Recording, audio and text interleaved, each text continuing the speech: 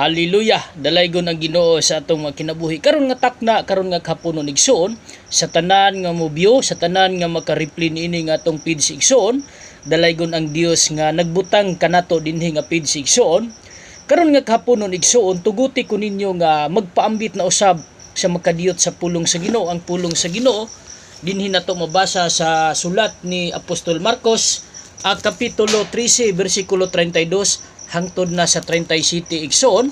Ang maong konteksto, naghisgot siya walay nasayod sa adlaw o sa takna sa iyang pagbalik. Igsoon higala, gipasaysay o gisaysay gisulat niya dinis balang kasulatan igsoon nga sa pagbalik sa atong Misaya o atong Ginoong Hesus igsoon, walay si bisan kinsa nga nasayod o walay bisan kinsa nga nahibalo sa takna o oras sa iyang pagbalik igsoon.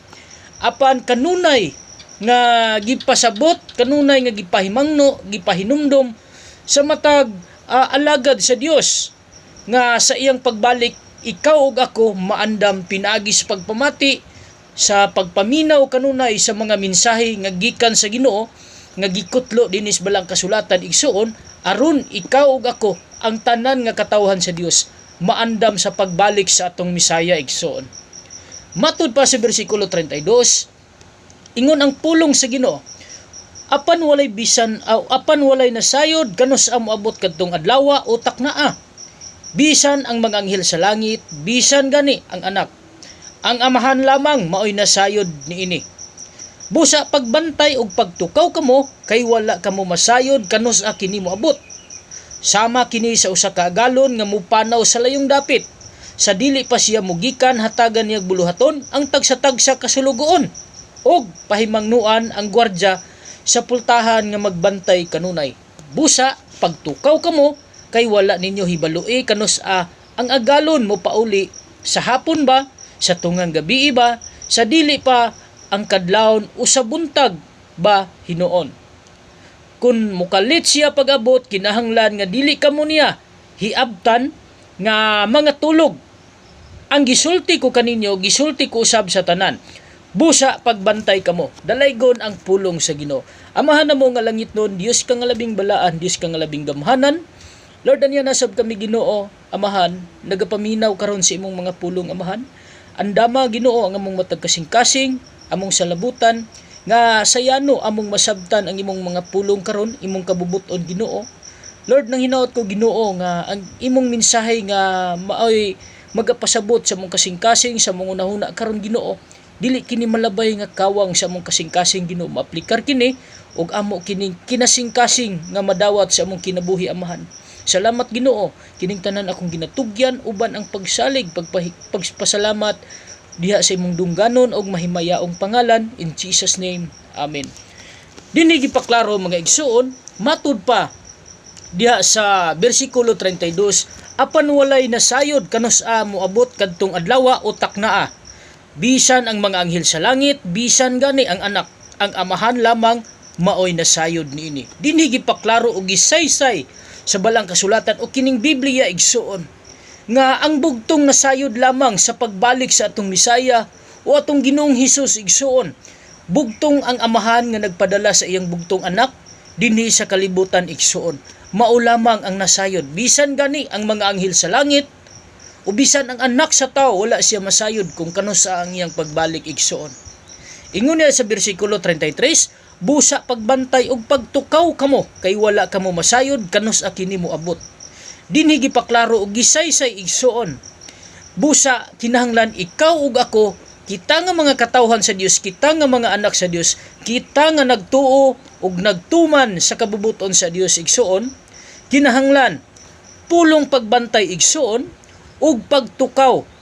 Ang pagbantay igsuon kinahanglan magmaigmat, magbinantayon sa tanang oras, dili lamang sa panahon sa kagabion, dili lang panahon sa kabuntagon, kundi tanang oras magbantay ta igsuon. Pagtukaw, kining pagtukaw igsuon ug pagbantay igsuon nga nagapangandam sa tanan nga mga Kristohanon, ikaw ug ako igsuon, kinahanglan nga mag-andam ta sa atong kaugalingon igsuon. Aron sa pag-abot sa atong Ginoong Hesus igsuon, andam ta o angayan ta nga musugat sa iyang pagbalik igsuon. ang taong andam igsoon kanunay siya nga nagtukaw, kanunay siya nga mubasa ni ining Biblia, o kanunay siya nga mamati sa mga pulong o pagtulunan dinhi sa Biblia igsoon nga giwali sa mga alagad sa Dios aron ang tanan nga mga katawhan mapasabot o maandam sa pagbalik o sa pagkinabuhi nga balaan igsoon, magkinabuhi diha nga matarong atubangan sa Dios igsoon. Ingon niya diha sa 34, sama niini, sama kini sa usa ka agalon nga mupanaw sa layong dapit, sa dili pa siya mugikan hatagan niya buluhaton ang tagsa-tagsa kasulugoon og pahimangnuan ang gwardya sa pultahan nga magbantay kanunay. Dini gipaklaro igsoon nga ang nahitabo igsoon nga sama sa atong Ginoo igsoon sama sa usa ka agalon nga mingadto siya og laing nasod igsoon. Unya, ang iyang mga katabang igsoon iyang gipahimangnuan o gihatagan niya og klase-klase nga mga buluhaton nga angay buhaton igsoon. Naningon ana usab ang nahitabo kanato nga mga Kristohanon igsoon dunay gipang bilin o dunay gihatag nga mga buluhaton o tahas ang matag usa kanato igsoon aron ikaw ug ako igsoon makapangandam o makaandam sa tanan nga buluhaton nga angay o makapahimuot o makapahimaya sa atong Ginoo igsoon. Ingon niya, pahimangnuan niya ang gwardya sa pultahan nga magbantay kanunay. Kining gwardya nga gihisgot dinhi igsoon, walay lain nga gipasabot dinhi kundili ang mga anghel sa langit kanunay nga nagtan-aw kanato nga mga kaanakan o nga mga Kristohanon kung unsay atong buhaton dinhi sa kalibutan igsoon. Kining giingon niya dinhi nga sulugoon igsoon, walay lain nga gihisgot dinhi igsoon, tanan nga mga alagad sa Dios, tanan nga mga kapasturan, tanan nga magwawali sa Ginoo, aron ang tanan nga mga katawhan o tanan nga mga Kristohanon maandam sa pagkinabuhi nga matarong, maandam sa pagkinabuhi nga balaan igsoon. Muna gipasabot dinhi igsoon. Ingon niya sa 35, busa pagtukaw kamo, kay wala ninyo hibalui kanus moabot ang agalon. Umupauli sa hapon ba, sa tungang gabi ba, o sa dili pa ang kadlawon o sa buntag ba hinuon. Dini giklaro igsoon nga sa pagbalik wala mahibalui sa tanan nga mga sulugoon o bisan ang tanan nga nagbantay igsoon o ang anghel sa mga langit igsoon, bisan ang mga ang but pasabot dinhi igsoon nga dini gipaklaro nga walay bisan kinsa nga nasayod. Ingon niya sa bersikulo 32, apan walay nasayod kano sa moabot kadtong adlaw o taknaa, bisan gani ang mga anghel sa langit, bisan gani ang anak, wala masayod igsoon. Dini gipaklaro mga igsoon nga sa pagbalik sa atong Misaya o sa atong Ginoong Hesus dinhi sa kalibutan wala gayoy nasayod. Kung sa buntag ba siya moabot, sa tungang gabi ba siya moabot, o sa kadlawon ba siya moabot igsoon, walay bisan kinsa nga nasayod. Ingon niya sa 36, kun mo kalit siya pag-abot, kinahanglan nga dili kamo hiabtan nga mga tulog. But pasabot igsoon, kining mga tulog igsoon, tulog espiritual igsoon. Ang tao makatulog siya sa espiritual kung dili na siya maminaw sa mga mensahe nga gikan sa Ginoo. Dili na siya mobasa sa Biblia, dili na siya magtuon sa pulong sa Ginoo igsoon. Ang tao nga wala na nakapangalagad o wala na relasyon ngadto sa Dios igsoon, sama siya nga natulog igsoon. Tulog siya espiritual igsoon. Munang gidasig gyud ta sa Dios igsoon nga kanunay ta nga mamati, maminaw sa mga pulong sa Dios o kining Biblia o sa mga alagad sa Dios nga nagpasabot dinis balang kasulatan aron ikaw ug ako ang tanan nga katawhan sa Dios maandam mapahimangnuan igsoon. Ingon niya sa bersikulo 37, ang gisulti ko kaninyo, gisulti ko usab sa tanan, busa pagbantay kamo. Igsoon dinhi gipaklaro nga ang gisulti kanato dili lang nato gisulti igsoon kun dili sa tanan nga mga Kristohanon, sa tanan nga nangalagad sa Ginoo, pinaagi ni ining Biblia igsoon. Sa tibuok kalibutan dunay gihatag nga buluhaton ang Dios. adunay mga magwawali nga iyang gipadala, adunay mga pastor nga nagwali, nagtuon sa Biblia aron ang pulong sa Ginoo mapadayon makaylap sa tibuok kalibutan, aron daghan pa nga mga kalag o daghan pa nga mga tao ang mabag-o igsuon, daghan pa nga mga kinabuhi ang muduol sa Dios igsuon. Hinumdumi igsuon nga imong kinabuhi ug akong kinabuhi gipangandoy ta sa Ginoo igsuon. Kanunay ta niya nga gitan-aw, kanunay ta niya nga gisud-ong, ug kanunay ta niya nga nahibaluan sa atong mga binuhatan igsuon.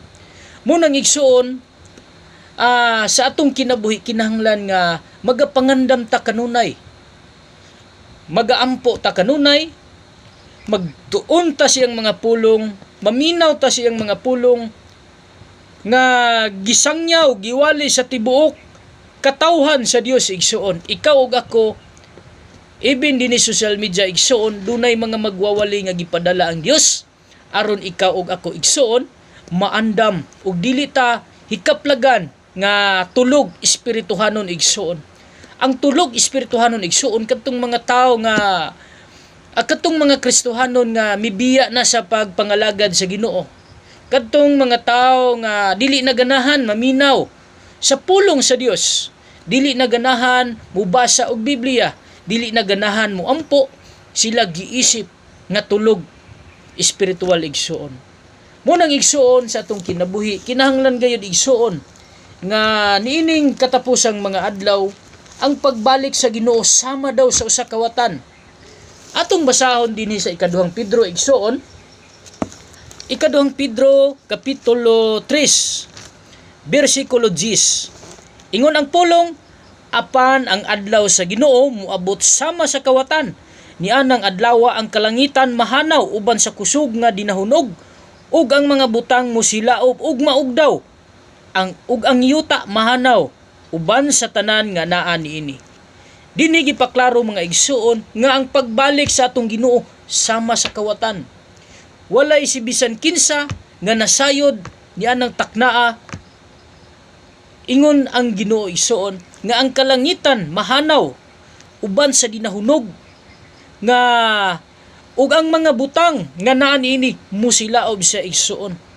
Mga hanaw ang tanan nga gipundar sa tao igsuon, mga hanaw ang mga gwapo nga mga gipangpundar sa tao nga sakyanan, gwapo nga mga balay, mga nindot nga mga balay igsuon, sa adlaw sa paghukom igsuon, sa adlaw sa pagbalik sa atong Ginoo igsuon, mga hanaw siya og masilaob, ang tanan mahanaw igsuon.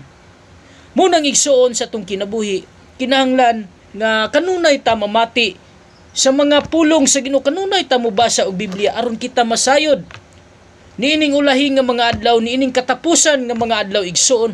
Daghan ng mga ilhanan nga gipakita ang Ginoo nga gitagna o gisulat dinhi sa Biblia igsuon, apan ang mga tao wala lamang magtagad igsuon. Nganuman kay gibutaan sila niining kalibutan igsuon. Nahaylo sila sa mga butang nga naa sa kalibutan, nakalimtan nila ang Ginoo igsuon, nga maoy nagmugna niining yuta ug kining langit nga atong nakita igsuon. Munang igsuon sa atong kinabuhi, kinahanglan nga samtang buhi pa ta mualagad ta sa Ginoo igsuon. Kay sa walay duha-duha igsuon ang tao nga di moalagad sa Dios igsuon, isugba siya dito sa linaw nga kalayo nga mao kining impierno, nga tibuok kinabuhi na siya maglangoy-langoy didto igsuon. Kung dili siya moalagad, kung dili siya mohinulsol, ang tanan nga gipundar sa tao igsuon, gihisgot dinis bilang kasulatan nga mahanaw siya uban sa dinahunog. Gani igsuon, makadungog gani tagkusog kay nga dalugdog mga hadlok na gani ta, unsa na lang sa pag-abot sa atong Ginoo, atong Misaya, nga mao atong Ginoong Hesus igsuon, nga sa iyang pag-abot mas kusog, mas grabe pa ang mahitabo ni ana igsuon. Ingon niya sa bersikulo 11, ug sanglit kining tanan laglagon man niining pagiha, unsa may angay buhaton kinahanglan magkinabuhi kamo nga balaan ug ihalad ang inyong kaugalingon, inyong kinabuhi ngadto sa Dios. Igsoon, niining paghiha unsa may buhaton sa tao igsoon. Gipaklaro dinhi igsoon nga sanglit kining tanan laglagon man niining paghiha unsa may angay buhaton.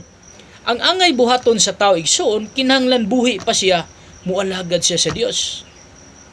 Kinahanglan nga aduna pa siya panahon nga ihalad niya ang iyang kinabuhi ngadto sa Dios. Kanunay siya nga musunod sa kabubuton sa Dios igsoon nga gisulat niya dinhi sa balang kasulatan aron ikaw ug ako magkinabuhi nga matarong ug magkinabuhi nga balaan igsoon. Ang atong kinabuhi alang lamang sa Dios igsoon. Kinining kalibutan bisag unsaon pa nato pagtigom og mga daghang bahandi, daghang mga kabtangan, apan sa adlaw kung moabot na ang Ginoo igsoon, sunugon ka na kuyog niining kalibutan igsoon. Bersikulo 12, samtang nagulat kamo sa adlaw sa Dios nga ang mga langit musilaob og maugdaw ug ang mga butang mga tunaw tungod sa kainit. Ang mahitabo niini igsoon nga samtang nagpaabot ang katawhan sa Dios, hinumdumi igsoon ikaw ug ako nga kanunay na nga makabati sa mga pulong sa Ginoo nga gikutlo dinhi sa balang kasulatan. Kining atong pagtuon pagpaminaw sa mga mensahe nga gikan sa Dios igsoon, sama nga ikaw ug ako nangandam nagtukaw ta kanunay sa iyang pagbalik igsoon. Kining atong langit nga nakita karon ug kining yuta o kalibutan nga atong gipuy-an karon igsoon, gitagana kini nga laglagon pinaagi sa kalayo igsoon. Ug ang tanan nga mga butang niini igsoon, mga tunaw kini igsoon.